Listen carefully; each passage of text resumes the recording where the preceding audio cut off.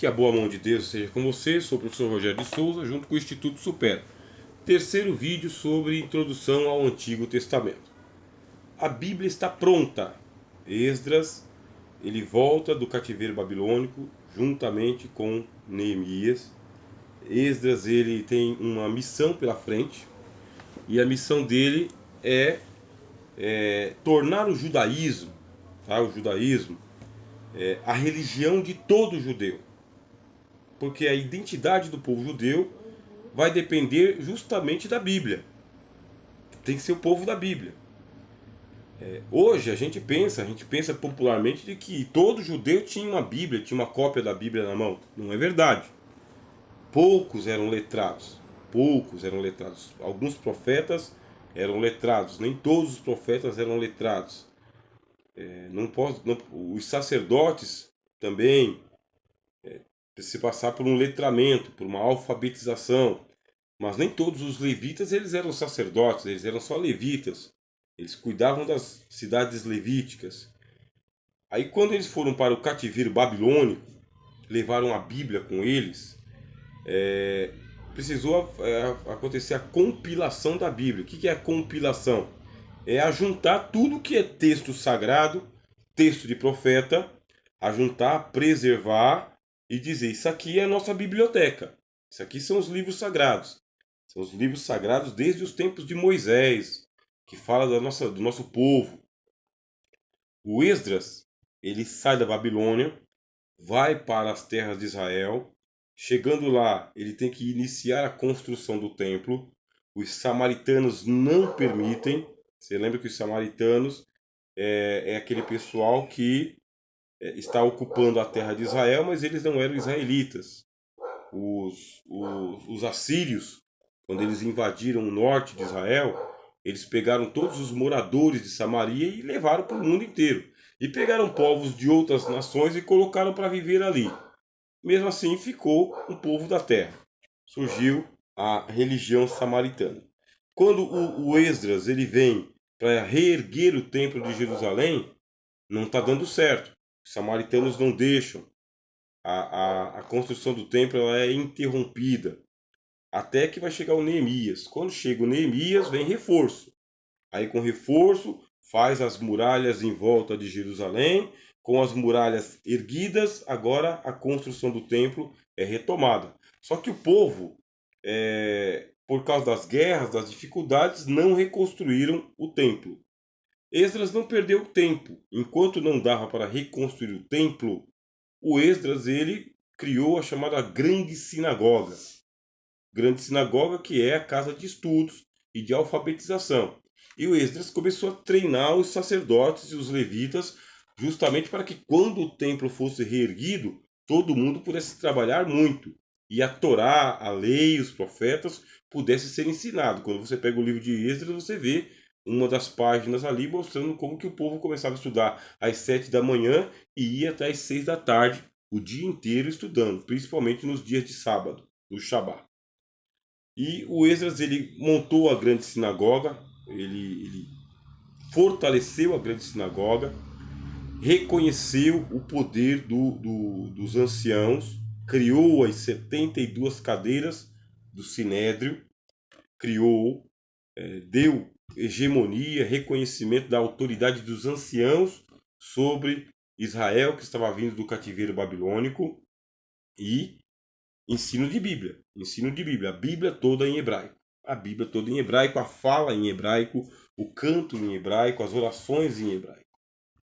Mas o que está acontecendo ao mesmo tempo em que Esdras ele está trabalhando para criar a grande sinagoga?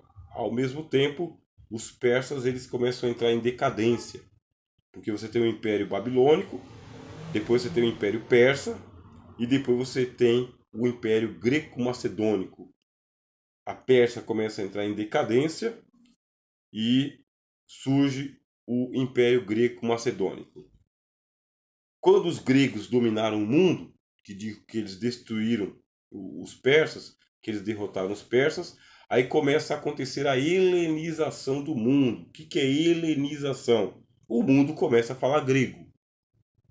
Alexandre Magno, junto com os seus generais, eles vão helenizando o mundo, todo mundo começa a falar grego, o pessoal da Pérsia fala grego, o pessoal da Babilônia fala grego, o pessoal do Egito fala grego, e agora vem para a Palestina. Chegando na Palestina, Alexandre Grande morreu, e a Palestina ficou dividida entre os seus generais, tá bem? Seus generais. Aí você vai ter os generais que ficam com a parte do Egito, e tem os generais que ficam com a parte da Palestina. E os gregos, quando chegam lá em Israel, nas terras de Israel, na Palestina, encontram o grande templo que Esdras havia reerguido, e a grande sinagoga, que agora vai se tornar em Sinédrio, e aquela turma que Esdras ele tinha treinado para se tornar escribas.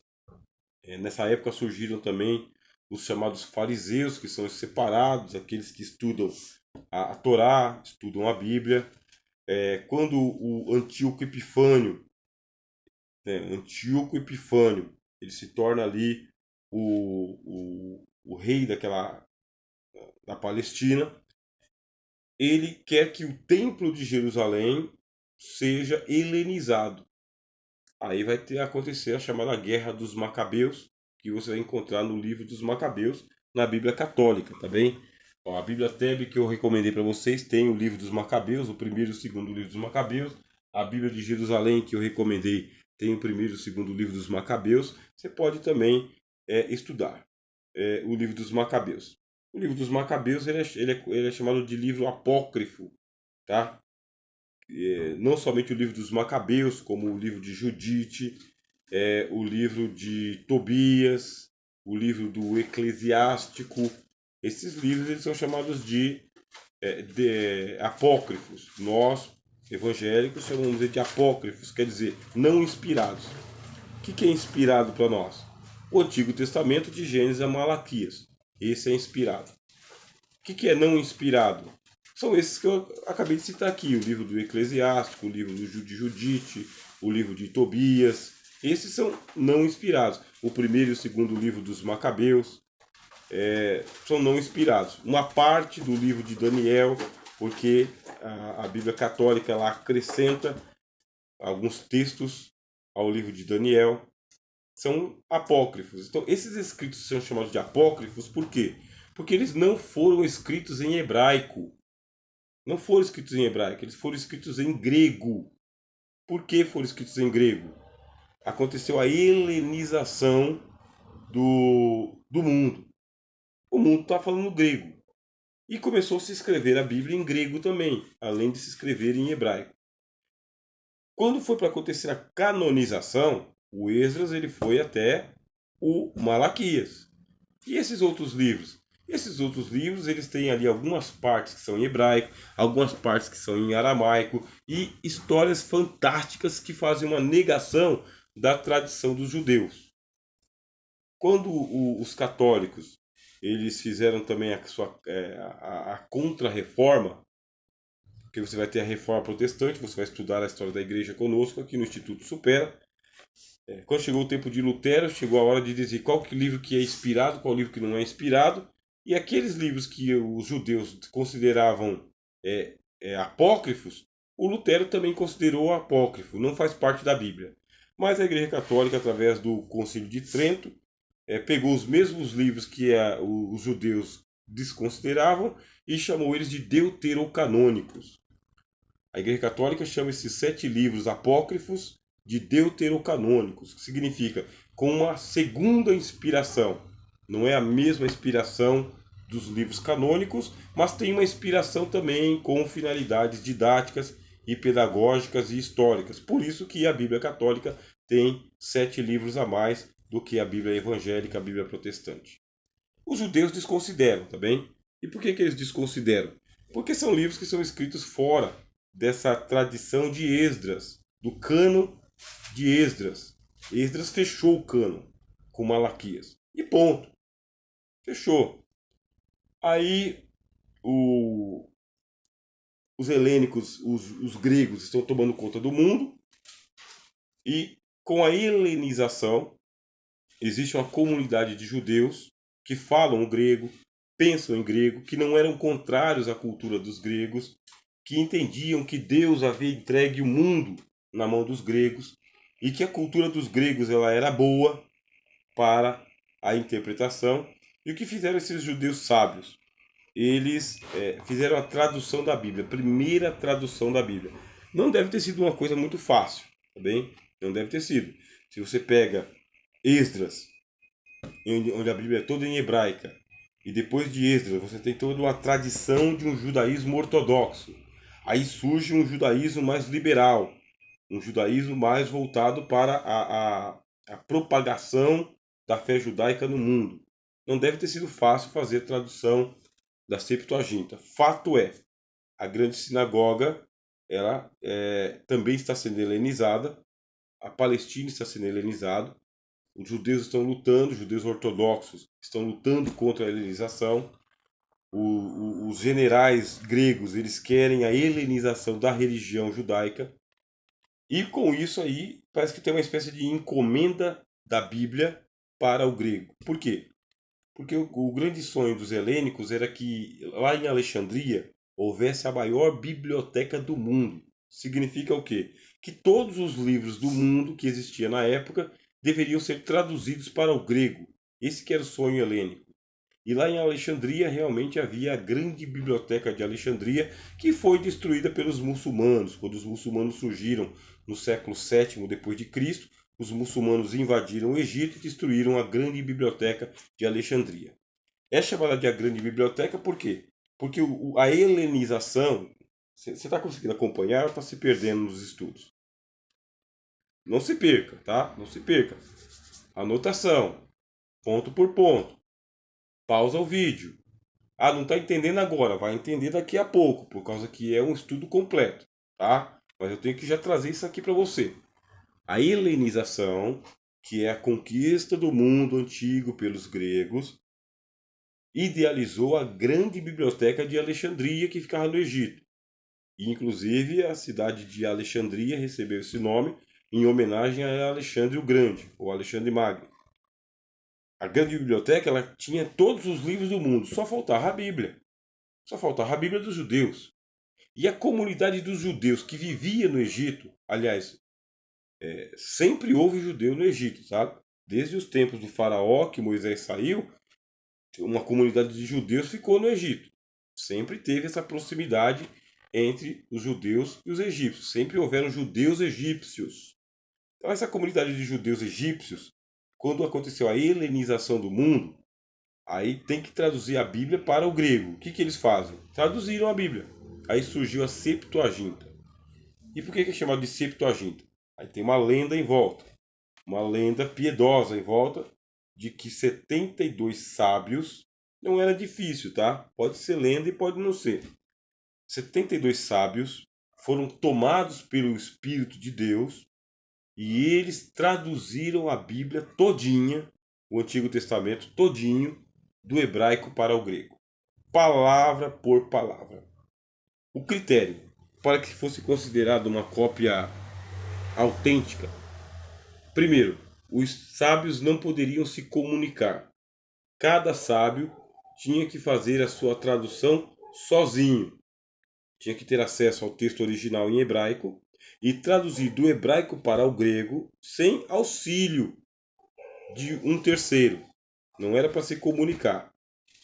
Porque da mesma maneira como os copistas, eu falei para você aqui nas aulas anteriores, os copistas não contavam palavra por palavra, letra por letra, e se tivesse uma letra errada, uma a mais, uma a menos, todo o manuscrito ele era condenado, não dava para ser aproveitado.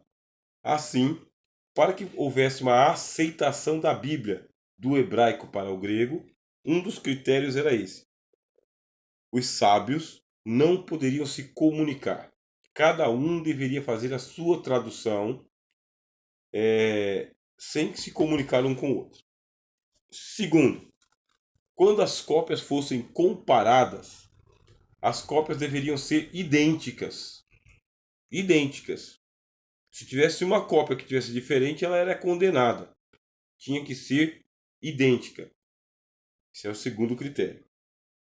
Terceiro, a leitura, tanto no hebraico quanto no grego, deveria ser feita de uma maneira ortodoxa. Isto é, a piedade tinha que prevalecer, o entendimento tinha que vir, a comunidade tinha que ser edificada, seja em hebraico, seja em grego. Não tinha que pensar uma coisa em grego e uma coisa em hebraico. Por isso que a piedade está prevalecendo, mas existe um pouco de lenda. Só que a gente não tem como afirmar qual que é a linha entre a lenda e a realidade. Não tem. A crítica textual é bem mais cruel com esse negócio do que a gente aqui, tá? A gente vai seguir a linha da piedade. Fato é, surgiram 72 cópias de Bíblia. 72. E as 72 cópias passaram por esses critérios. Primeiro, foram escritas independentemente uma da outra. Segundo, eram cópias idênticas entre si e, quando comparadas com o hebraico, estavam inerrantes. Era idêntico também. Surgiu a Septuaginta, que a gente chama de 70. Essa Bíblia ela foi depositada na biblioteca de Alexandria e começou a se popularizar entre as demais sinagogas, inclusive na sinagoga de Jerusalém, que é o Sinédrio. Ou seja, o Sinédrio acatou a Septuaginta. Acatou por quê? Porque o povo falava tanto o hebraico quanto o povo falava o grego. Agora, quando você pega um livro como esse daqui, ó, esse livro aqui é interessantíssimo. Sabe? Eu recomendo que você compre também e tenha paciência para fazer a leitura. Judaísmo e Messianismo, do Rav Maorel Melo. Tá bem? São os judeus de Caruaru, aqui do Brasil. Então, quando você pega esse livro aqui, o que ele conta para nós? Ele conta que o hebraico se perdeu. Chegou uma situação em que os judeus não falavam mais o hebraico, falavam o aramaico, falavam o grego, mas não falavam mais o hebraico. Se nem falavam o hebraico, quanto mais ler o hebraico. Outra coisa, nem todo mundo era alfabetizado, então o nível de analfabetismo era muito grande. Por isso, quando a Septuaginta surgiu, a Septuaginta ela entrou assim como uma tábua de salvação, em que as pessoas falavam o grego na sinagoga, falavam o grego no comércio, falavam o grego em casa e agora falavam o grego nas orações e no culto.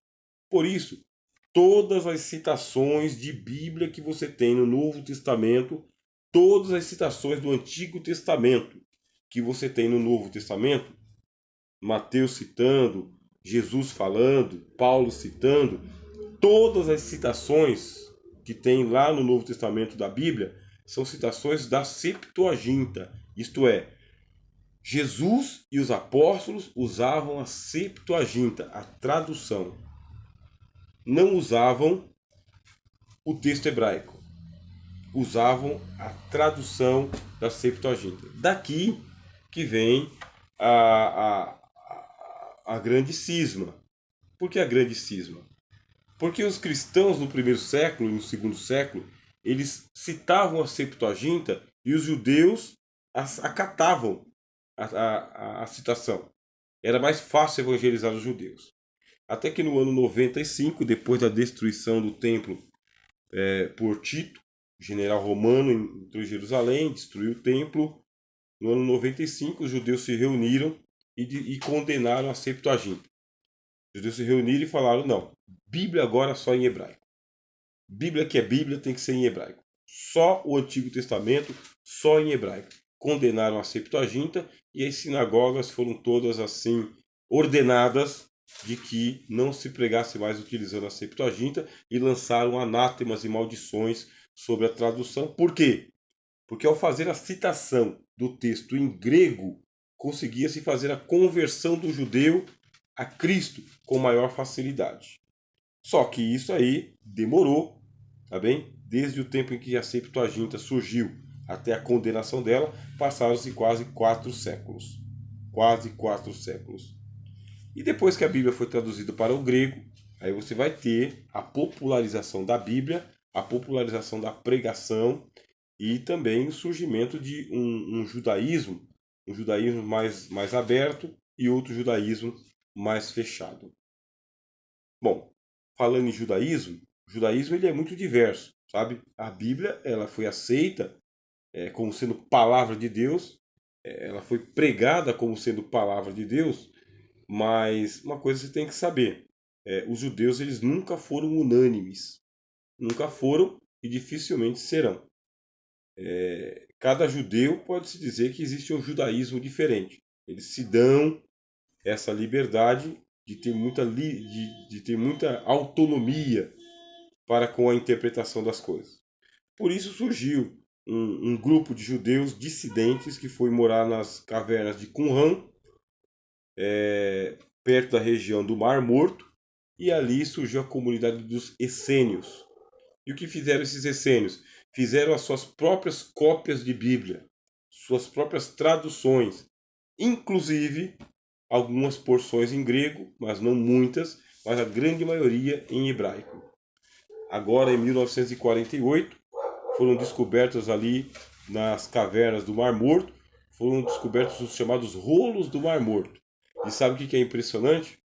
É que os textos que foram recuperados, mais de 5.000 textos que foram recuperados, eles são idênticos aos textos da Septuaginta. Isto é, comparando-se a tradução do hebraico que está ali, do século segundo e primeiro antes de Cristo, com a Septuaginta e com o texto massorético, que é o texto hebraico, os rolos do Mar Morto se parecem mais com a Septuaginta do que com o texto hebraico.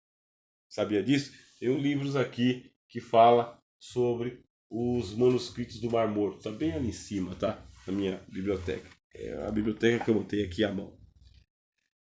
Ou seja, a Bíblia ela é um milagre de todos os jeitos, de todas as formas. Tanto na inspiração, quanto na sua manutenção, quanto na sua preservação e até nas traduções. Você tem sinais de Deus. Bom, esse aqui é o terceiro vídeo sobre introdução ao Antigo Testamento. Agora nós vamos para a quarta parte também sobre o professor Rogério de Souza, junto com o Instituto Supera, e aqui é a introdução ao Antigo Testamento.